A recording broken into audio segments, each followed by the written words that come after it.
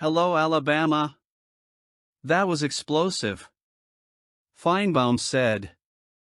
Paul Finebaum predicts Alabama will miss 2024 college football playoff. It feels over for the Crimson Tide. No one expected this, but how has Alabama been doing now? Let's take a look. The Alabama Crimson Tide's 2024 season has been marked by ups and downs that have left many fans and experts questioning the team's immediate future. After a close but mistake-ridden loss to the Tennessee Volunteers, the outlook for a possible college football playoff qualification has started to become increasingly cloudy for the Crimson Tide.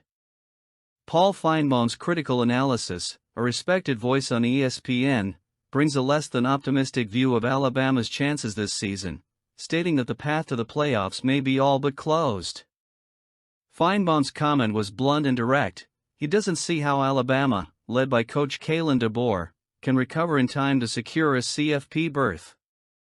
Finebaum noted that this is one of the most undisciplined teams he has seen in all his years following the program. The number of penalties and mistakes on the field in the game against Tennessee reinforces this view. There were 15 penalties for 115 yards, a statistic that weighs on the performance of any team, but especially for one that traditionally values excellence in execution and discipline. This scenario is concerning, especially with a tough stretch of games coming up. The Crimson Tide's schedule is anything but easy, with matchups against Missouri and LSU, both teams ranked highly in the AP Top 25. The trip to face LSU in Baton Rouge is especially challenging, given Alabama's history of struggles there. On top of that, there's the Classic against Auburn, which always brings an intense rivalry atmosphere, regardless of the team's current form.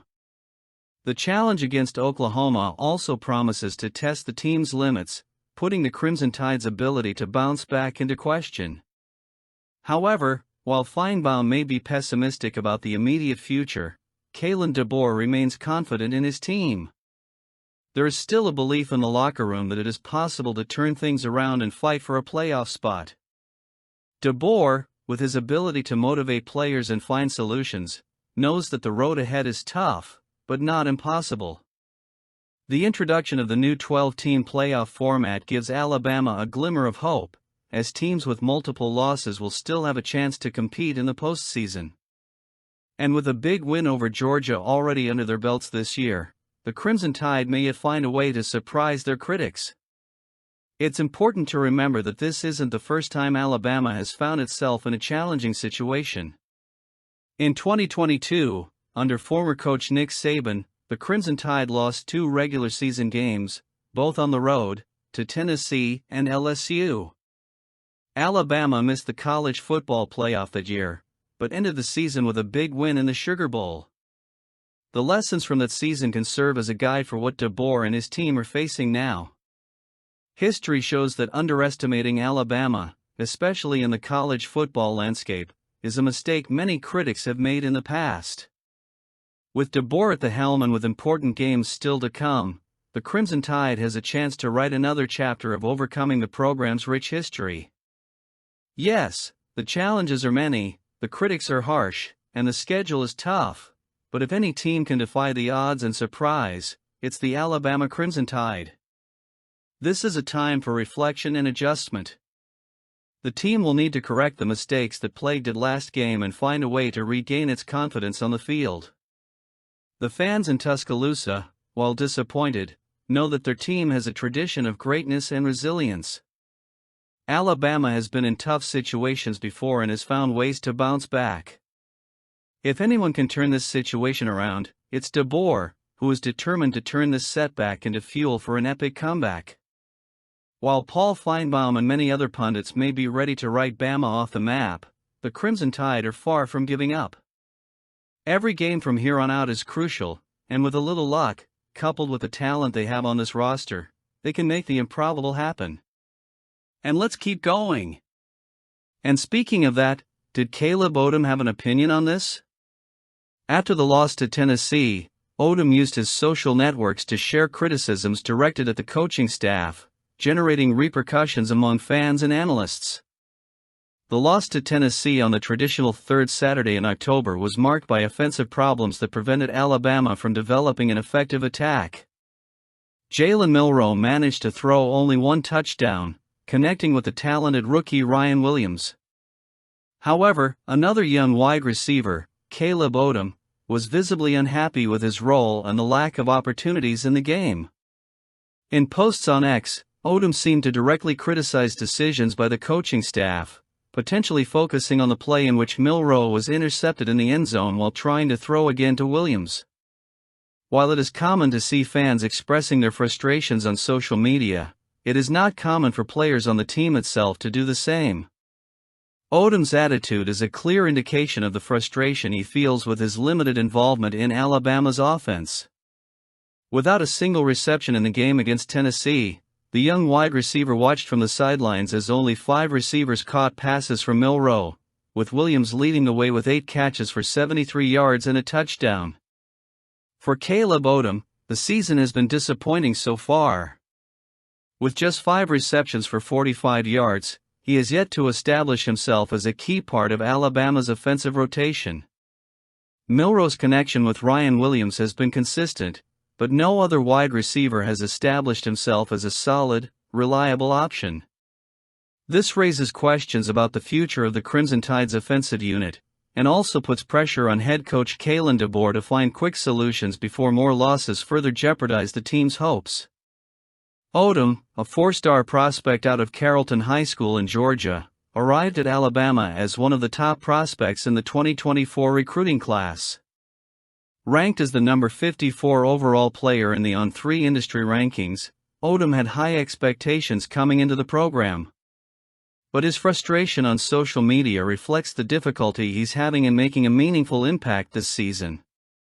Although he's since taken down one of the posts, a critical repost remains on his page, a sign that his grievances have not been fully resolved.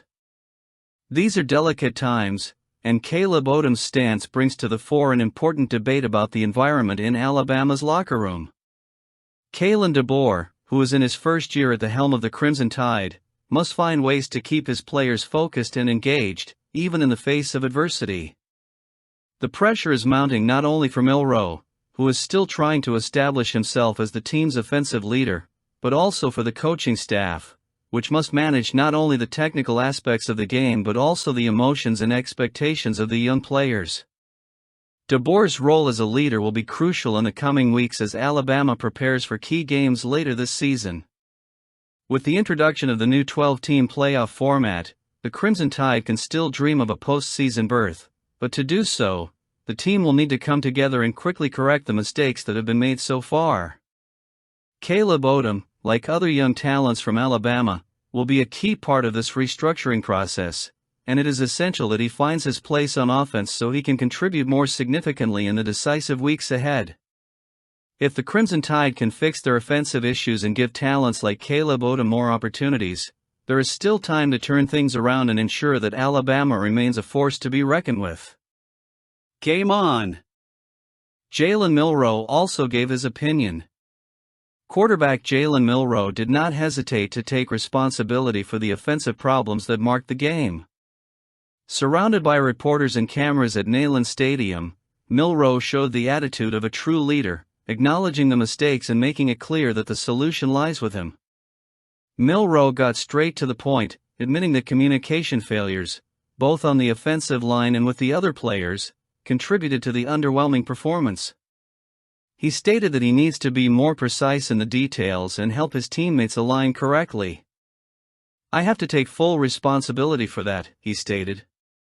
"When it comes to communication up front, communication with the guys around me, I have to do better on my end."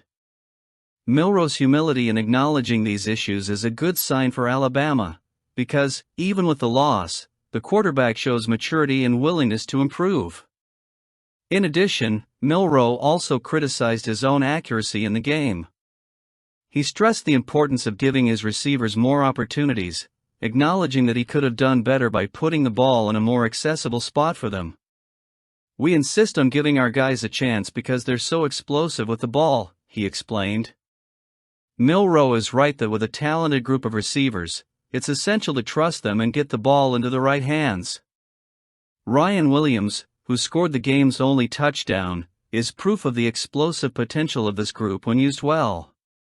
The noise from the Tennessee crowd at Neyland Stadium was also a factor, especially with 4 pre-snap penalties that affected Alabama. Melrose didn't shy away from responsibility, admitting that as a quarterback, he needs to ensure more efficient communication to avoid these types of mistakes.